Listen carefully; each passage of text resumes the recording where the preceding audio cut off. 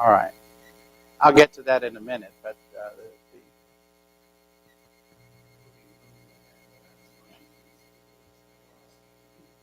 I'm saying is that the reason we're together here today is because we have confidence in God. It's in God that we trust, not our government. It's in God that we trust, not in our contemporary generation. It's in God that we trust, not in our own power and abilities. We trust God. And so those are some, I think, that will be beneficial for us. As we begin, let's go to God in a word of prayer, shall we? Dear God, we come before Thee this morning and we're mindful of every blessing You bestow upon us. The portion of health that we enjoy that allows us to assemble together this morning, we're thankful for that. We know, Father, that there are several of our number who have chronic illnesses, ongoing sicknesses, and pains, and we realize that that prohibits them from coming regularly with us. We also are aware, Father, of the ongoing pandemic in our world, and although we understand that there are some vaccines on the horizon, we realize that our care and our comfort all come from You. Help us, Father, to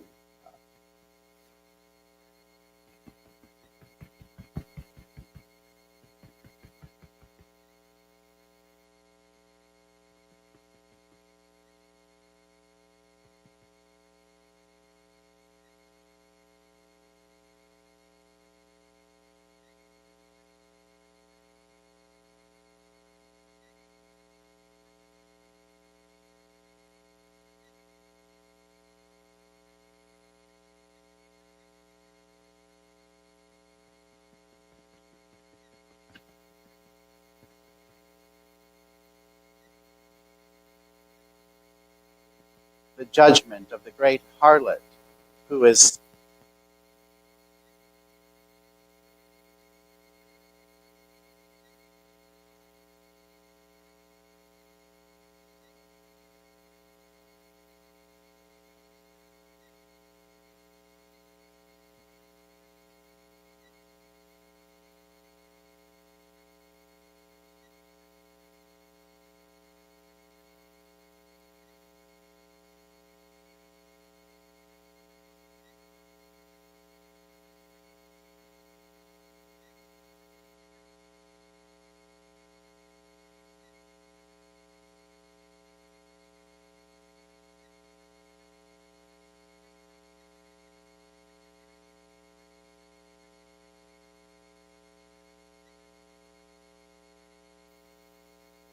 so Chicago.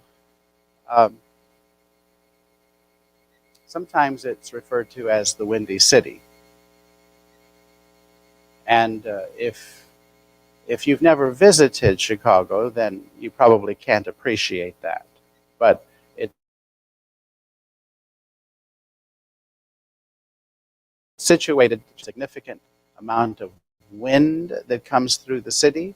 And if you happen to be working downtown with all of these skyscrapers, the wind just gushes through the skyscrapers onto the various streets of the downtown area.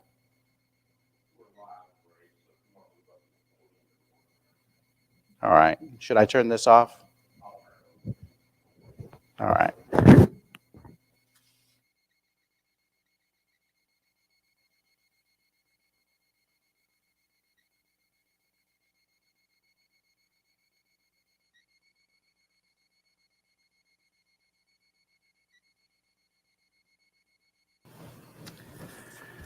All right. Well,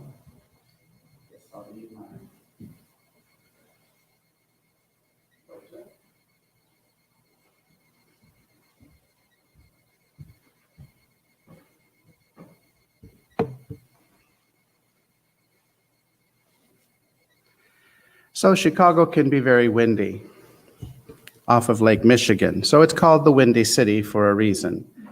Let me ask you, the other names of cities that you might know. If we talk about the Big Apple, what are we referring to? New York? Okay. And there's a reason for that too, and I won't get into all the details, but the etymology and history of all of these have certain historical things based on more literal application, but then it just becomes to being an alternative designation in a symbolic way. When we say the Windy City, we know we're talking about Chicago. When we say the Big Apple, we're not saying that it's Jacksonville, Florida, or Tampa. Well, we know that it's New York City. That's just the name of it. When we talk about the City of Angels, what are we referring to? Los Angeles. How about the City of Lights? It's a little bit more unfamiliar to us. That's Paris in France. How about the City of Brotherly Love? That's Philadelphia. And it's sort of ironic to me because some of the people I've met from that city aren't very loving. But that is in fact what the name of Philadelphia means. It's a compound word of two Greek words. Phileo means love, and adelphos means brother. So Phil adelphos is love of brother. So you have the City of Brotherly Love in Philadelphia. Now, Seven Hills, what city is that? In the ancient world, there was no doubt what it was. It was the city of Rome. And that's it. We're going to find that in this particular chapter that there are several applications that show that Rome in the ancient world was the city of seven hills. Thinking about, if you just look at this ancient map of the ancient city of Rome, it's hard to see, but there are designated areas of the mountains, the seven mountains, and the Septimonium is talking about, you have septas, which is seven, and then monte, which is mount from the Latin word. So these are seven mountains. The city of Rome was referred to as the city of seven mountains, and everybody knew that. Just like today, everybody knows what the Big Apple is, and what's the Windy City, and what's the city of brotherly love. No one had any doubt about it. It wasn't like it was trying to be a disguise or a secret code. You ask any Roman soldier what the seven hills refer to, he says, well, that's Rome. And that would not have been something that would have been surprising.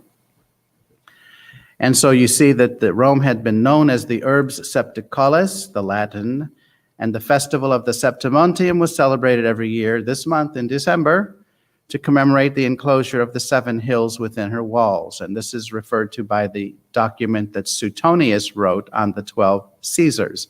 This particular one has to be the description of the period during Domitian's reign in the 4th paragraph. And Latin literature is full of references to this well-known feature of Roman topography. And you have just a few of the examples there that you could check, from Virgil to Ovid to Cicero, or even the Jewish document, the Sibylline Oracles, also was reference to the seven hills of Rome. So it's no doubt what this refers to. And in that context, especially when you focus on verse 9 and verse 18, you get this reference to Rome. This calls for a mind with wisdom.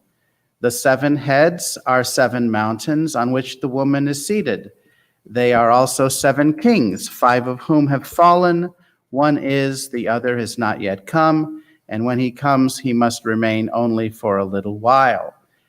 And so the phrase in verse 9, this calls for a mind with wisdom, is calling out to people and saying, you're going to have to pay attention here. I'm not speaking literally about a woman or not literally about a literal harlot. I'm speaking about a city with 7 hills and so forth. And that would be Rome in this context. If you drop down to the end of the chapter in verse 18, the woman that you saw is the great city which has dominion over the kings of the earth. The other reference of the city sitting on many waters. We compared this last time to the interpretation of this harlot being Jerusalem in the different contexts of interpretations. If you take a continuous historical approach, people were saying this refers to the Pope, that the harlot is the Pope, or it's papal Rome, and so forth. And that takes one kind of interpretation. And we mentioned a couple of those things in our Wednesday evening class on the YouTube PowerPoint presentation with the voiceover. And so even though we look at what I'm saying here is that these are some of the strongest reasons for identifying the harlot as Rome. And anyone who takes a different view is perfectly fine to take a different view, but you have to deal with these texts. And so the people that deal with these texts would interpret them even more symbolically rather than in a literal fashion. For example, it's very easy to see how Rome is the great city that has dominion over the kings of the earth, because all roads led to Rome, and Rome, the emperor of Rome, was the king of the entire world at that time, and all kings were in subjugation to Rome and paid tribute and taxes to Rome. It's pretty literal to see why that would be the city that had dominion over all the kings of the earth. It's really difficult to interpret that as Jerusalem in a literal way, because Jerusalem never had power over the entire world like Egypt did, or Babylon did, or Alexander the Great's Greece did, or Augustus's Rome had. I mean, never was it like that. Even in the days of David and Solomon, it was conserved to that area of Palestine. It wasn't like they were aggressively trying to conquer the entire world in the ancient Near East. That's not what David was about. He was mainly about taking care of the local area of Israel. Same with Solomon, even though he was ruling over an expansive empire, the most expansive, it was still limited to a relatively small piece of real estate on the Levant, not to be compared at all with what Alexander did or what Julius Caesar was over or Nebuchadnezzar was over, not to mention Pharaoh in the time of Moses. So these are the reasons why so much interpretation over the years has focused on Rome, in addition to the fact that this was written in the 1st century, and at that time, Rome was the prevailing power. And we'll look at a couple of specific things as we continue our reading, but another thing the area of focusing on the city sitting on many waters, that focuses on where Rome is located in the Mediterranean and with all of the seas around Italy, for example. Whereas in Jerusalem's case, it's a landlocked city and it doesn't follow that pattern. But then we could interpret and say, well, if it sits on many waters, we don't mean literally many waters, we mean something else. So that's the interpretation we have to have. And that's legitimate when you're talking about an apocalypse. I'm just giving you my particular view on it, and you can look at that and make of it what you will. In the final analysis, I think we are agreed as to the meaning of the book and what Christians in the 1st century and the 21st century are supposed to make of it. This is a piece of artwork in the Metropolitan Museum of Art in New York City that has reference to Julius Caesar. And one of the questions that comes to mind, and it's a legitimate question, which king are we supposed to remember? I don't know why that keeps moving up. So let me just make a few comments here, and then we can move to the next slide. It's possible that the 7 kings mentioned here aren't meant to be interpreted literally, but it extends to all of the kings of Rome. Just like the 7 churches of Asia wasn't exhaustive, there were other churches there, like the church at Colossae or Hierapolis, that were still in existence at that time. And so maybe 7 was simply the number that John was using to focus and frame everything that his visions were, to use that number. And it really wasn't to be interpreted in a literal way. We don't know for sure. One of the biggest questions is, with which king should we begin the list? And so I'll look to this list, this table from Craig Koster's book, which has a wealth of information if you're interested in it. I have said before that this book is extremely scholarly, lots of references to Greek, Hebrew, Latin, ancient languages. It doesn't mean that it's prohibitive. A careful student can go through that perfectly fine, but it is like 1,000 pages. And so sometimes I wonder, why do people spend so much time writing on just the chapter itself is only 22 chapters in the book of Revelation, and yet we write hundreds of pages for each verse. So, I mean, I understand academically why people do it. That's their job. But at the same time, there is what we would call overkill, right? We're just doing a little bit too much. And so sometimes we can spend an extreme amount of time, and then after it's all over, we're just as confused as we were when we started. So it takes an opportunity to just think about it, maybe relax, and then come back to it. Pray about it, ask God to give us the wisdom we need to make the right application of the book, even though there might be some particular details of the book that we don't understand. This particular table looks at the various kings. There you have, beginning with Julius Caesar, about a generation before Jesus was born, 49 BC. And then the first emperor of Rome was Caesar Augustus, also called Octavian. So there are references to Octavian, which means Augustus. We have the month of August named after him. And these Caesars were also tied in with Roman mythology and the gods of Roman pantheon, which is why people like Domitian believed that they were gods themselves. And they demanded that people worship them as God, which is, of course, something the Christians of the first century could not do. And if there were consequences because they were not going to bow the knee to Domitian in an act of worship, then so be it. We must obey God rather than men. And that's the context of the book. Now, Nero also was an evil persecutor, even though most of his persecution was limited to the city limits of Rome itself. Domitian expanded that throughout the empire. And so I think that context better explains the details of the book. But you can interpret it in the strict context of the time of Nero as well.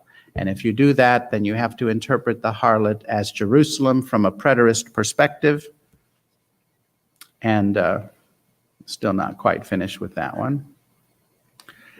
From a preterist perspective, and there are other perspectives as well. You'll see on the right side of this table that a column F begins with Nero as the first king.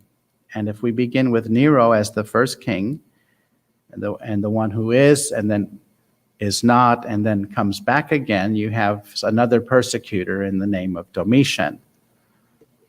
I can see a case made for any of those along the spectrum. So I won't, if I'm having a conversation with someone who says, well, no, I'm more convinced that all of the kings are lined up with column A, I have no argument. That's great. That's fine. I tend to lean more toward column F myself, but what do I know? I'll tell you what I know. The book is designed to help Christians in a time of challenge. And the Christians who lived back then definitely had issues. They had tribulations and persecutions and things to overcome. You and I today, living in 2020, whoa, we've got issues too, don't we? There are challenges. I see you all wearing these masks. I guess I put mine in my pocket. Yeah, I've got one too. We've got challenges and issues. We have frustrations and problems in our generation as well. And when we look around at leadership on a national level, we've got problems. We have issues. And there are things that happen that sometimes will be very discouraging to people who are attempting to live good lives, raise families in a generation that doesn't care about family. And so we preach that family is important and that God is number one. And there are some things that might attract our attention in the world, but we aren't of this world. The earth dwellers are of this world. Our citizenship is elsewhere. It's in heaven. And our focus, our goal, our objective is heaven. And the book was written to people in the first century to help them keep their focus on heaven in the midst of a horrible persecution. Can we look at the details of the text and the details of secular history? I mean, when you look at the list of Caligula and Claudius and Vespasian, that information is not found in the Bible, ladies and gentlemen. We have to go to history. We have to look at outside of the text of the Bible to figure out some of the detail. Now, when we do that, and then we put it in the context of the Bible, then we come up with a list like we were just saying. And so I mentioned those things simply to mention that the chapter that we are in here, 17 and then 18, is where so many of the details are found that focus on Rome, the city of seven hills. If it had said the Big Apple or the Windy City or something, then in our generation, we would know precisely what it refers to. And if we were living in the first century in the Mediterranean basin, in the time of the Roman kings, we would know exactly what the city that sits on many waters is and the city of seven hills. As for the beast that was and is not, it is an eighth, but belongs to the seven, and it goes to perdition. That verse is much more difficult to interpret than verse 9 or verse 18. And then we try to put it in the context of which is the king that's referring to, and you can go to the list that I just gave you as to all the different possibilities, which king should we start with, and so forth. The 10 horns that you saw are 10 kings who have not yet received royal power, so there are more to come. But they are to receive authority as kings for 1 hour together with the beast. Now, we can say, well, some of those kings, if we go back to our previous list for a moment, you can see that some of these kings only lasted a few months, like Galba. He was there for just over parts of 68 and parts of 69. Otho only had a couple of weeks. Vitellius, same way. Now, Vespasian started to get more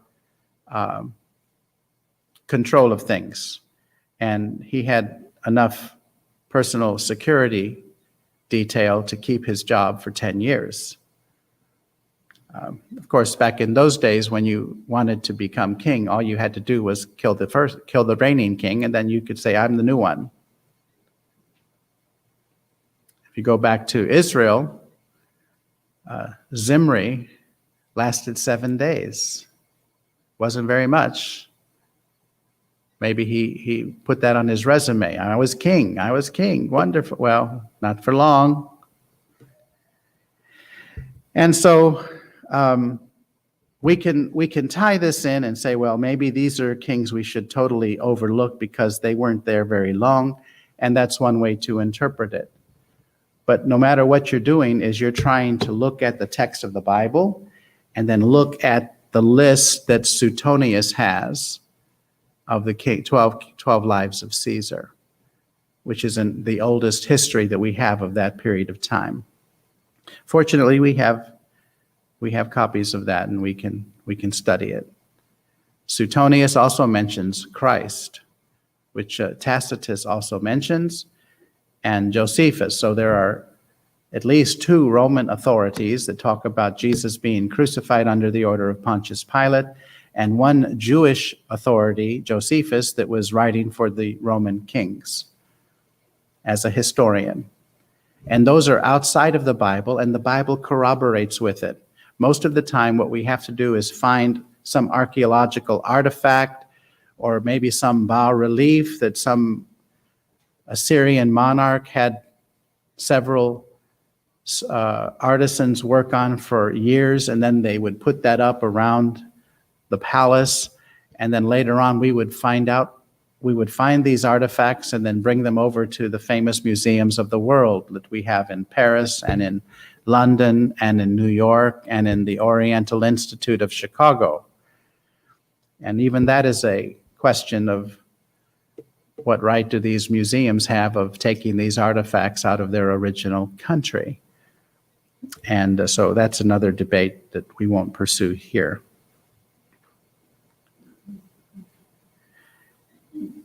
Verse 15 says, "He said to me, the waters that you saw where the harlot is seated are peoples and multitudes and nations and tongues. And the 10 horns that you saw, they and the beast will hate the harlot. And they will make her desolate and naked and devour her flesh and burn her up with fire." This is not to be taken literally. This is a symbolic book. This is apocalyptic language. The part that is not apocalyptic, in my opinion, is that the harlot is referring to peoples and multitudes and nations and tongues. It's a very diverse city. And these kings are going to hate the beast, hate the harlot. So they're going to hate the power that Rome has. They will make her desolate and naked. Not literal, but they're going to try. They're going to devour her flesh. Not literal. They're not going to become cannibals and eat some human flesh. That's not what this is. It's symbolic. For God has put it into their hearts to carry out his purpose by being of one mind and giving over their royal power to the beast until the words of God shall be fulfilled. So whatever all that is really confusing to people living over 2,000 years later, or certainly close to that amount of time. And verse 18 brings it back to this context. He's saying, well, when I say that someone has a few screws loose, I don't mean that literally. I'm just referring to something else. And so verse 18, he says, the woman you saw, I'm not really talking about a woman. And when I say harlot, I'm not really talking about a prostitute. That's not my point. But I'm using that imagery to talk about a city. The woman that you saw is the great city, which has dominion over the kings of the earth. And that would help us tie the meaning back to Rome.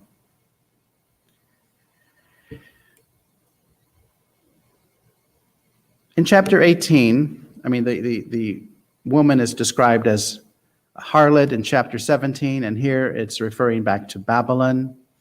Babylon goes back to the Old Testament, where we have this great King Nebuchadnezzar over this city of Babylon. This is the place where the Israelites, the people of Judah, were carried into captivity, where Jehoiakim was carried into captivity. Ezekiel was carried into captivity. Daniel, Shadrach, Meshach, Abednego were carried into captivity, and they were living in Babylon. That was literal Babylon, and it had become symbolic of all evil and so forth. By the time we get to the New Testament, Babylon and the people had to come back home out of Babylonian captivity, recognize that all you have to do is mention Babylon and you think bad news, evil, horrible stuff. It'd be like if you're talking to a Jewish person of Jewish descent and talking about Auschwitz or Birkenau or someplace like that. Shivers go up their spines, right? And so you're thinking about what happened in that moment of history. And so hardly to, Adolf Hitler or something, you hear that name and you just cringe because of the horrible things that happened in that period of time. And so Babylon becomes a name that people immediately associate with evil and horror. And that's what it's designed to do here. Now, there is something on the other side of that people might be attracted to Babylon because they're doing business with Babylon and they're making money hand over fist dealing with Nebuchadnezzar or any of the kings of Babylon. And if you're looking at Rome as the new Babylon, well, then you have mixed feelings. If you're one of the people being persecuted by Rome, you hate that, and Babylon becomes a bad name for you. If you're a person who's making a lot of money dealing with Rome and you're in business with Rome, then you have a much better appreciation of Rome. And when this city goes down and is crushed by God and by his power, you look at it with wonder as to what has happened.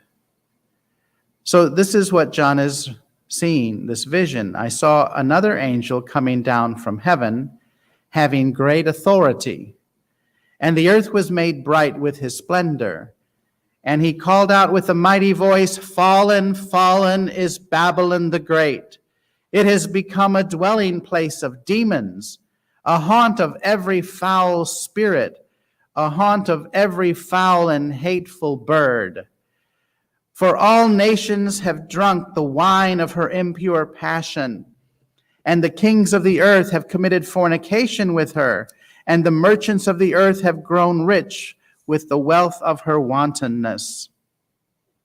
This is a prophecy of the downfall of Rome.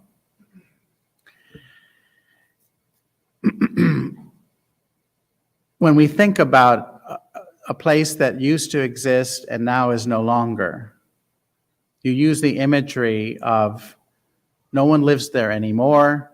It's just a place where wild dogs go, birds, ostriches, animals.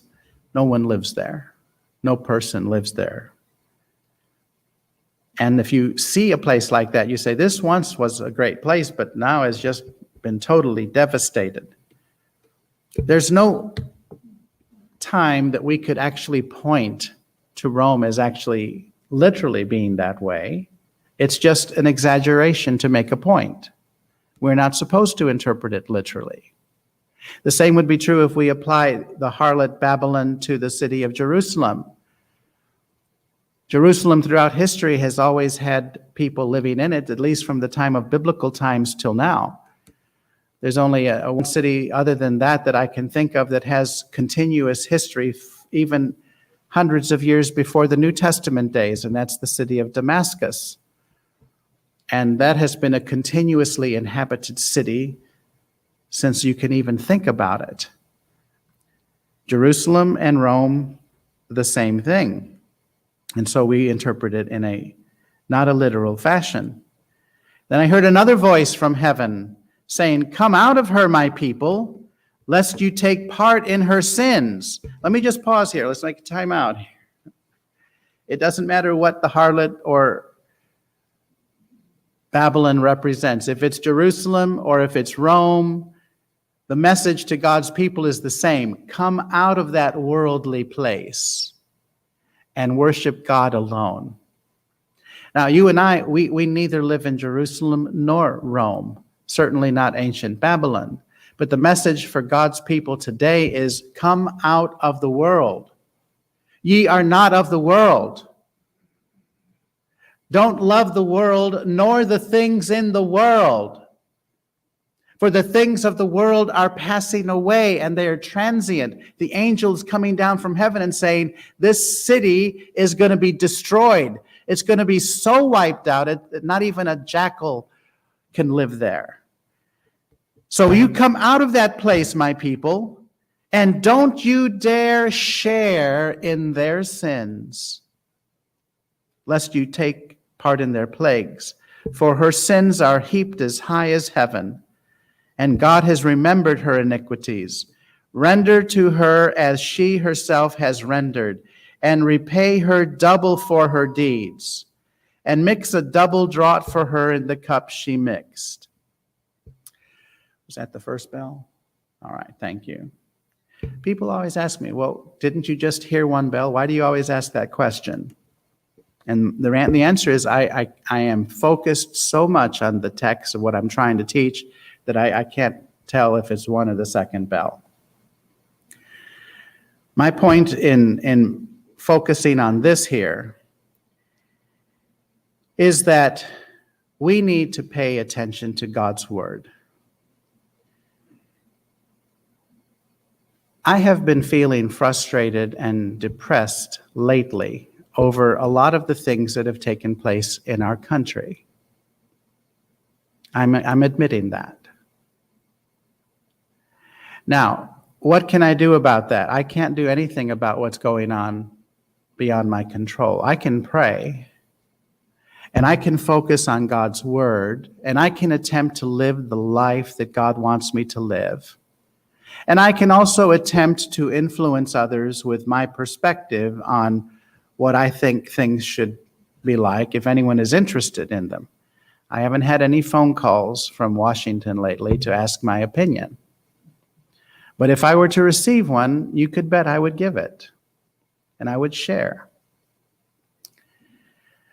But I do think what this tells us is that we cannot be so focused on the things of this life.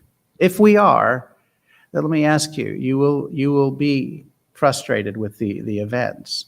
But if we are focused, and the things that we are enamored with, the things that we love, the things that our hearts desire, are spiritual things that we read about in the Bible, then we will never be frustrated. We will never be disappointed in those things that happen, because God is ultimately in control. We know this from the passage here. The angel comes down from heaven, and just the descent of this being brightens the whole area around the angel that's descending from heaven. It becomes bright. Just like Moses, when he was looking at God on Mount Sinai, his whole face became absolutely white and bright. Why? Because he was in the presence of God. That's why.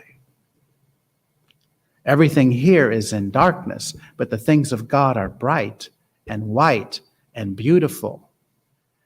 And so we have to focus on those things. And one of the benefits of worship and assembling with other Christians of like-minded faith is that we can refocus and get reset on what are the most important things. And the most important things are not what is taking place in the national arena, or even on the news that we might receive online from what's taking place in the national arena. We are interested because we are here. We live here. But our hearts are elsewhere. And the book of Revelation is telling us to keep our focus on our citizenship, which is in heaven. And we are not exactly alike with the people who live on the earth. This earth is not our home. On Wednesday evening, we will look at chapter 18 a little more. I'll put a couple of these slides in that presentation so that you would have access to them and you can study them some more. We are certainly rapidly coming to the conclusion of our study of this book, but be not dismayed. We'll have another apocalyptic language to look at in some of the visions of the book of Daniel, which also has tremendous lessons for us. In our next quarter, we will examine those together. Thank you so much.